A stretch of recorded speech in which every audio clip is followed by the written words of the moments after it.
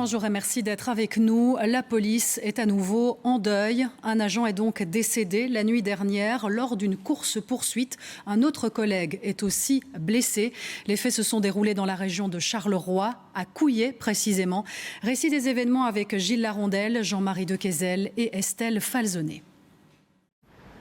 Il est environ 2 heures du matin quand 2 policiers en patrouille aperçoivent une voiture suspecte à hauteur du rond-point de Couillé, près de Charleroi.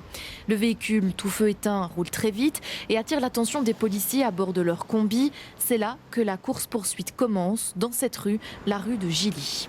Ils se sont donc mis à la suite du véhicule suspect, ont manifesté les injonctions, mais clairement le véhicule suspect a accéléré et donc manifesté lui aussi son intention de ne pas répondre à ces injonctions, ce qui a entraîné cette course-poursuite. Le policier perd le contrôle de son combi au moment de prendre ce virage et percute la façade de cette maison.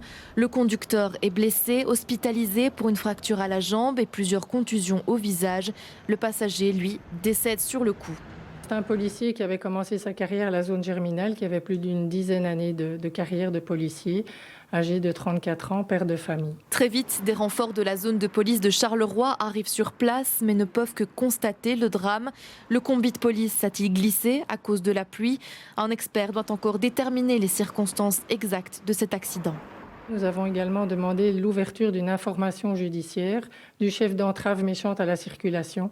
Des devoirs d'enquête vont être menés afin de tenter d'identifier le véhicule et également le conducteur de ce véhicule. Le conducteur toujours en fuite, donc le policier blessé a lui déjà été entendu. C'est son récit qui a permis d'en apprendre davantage sur cette course-poursuite et qui endeuille encore une fois la police belge 3 semaines après le décès d'un agent des forces spéciales à Laux-de-Linsart.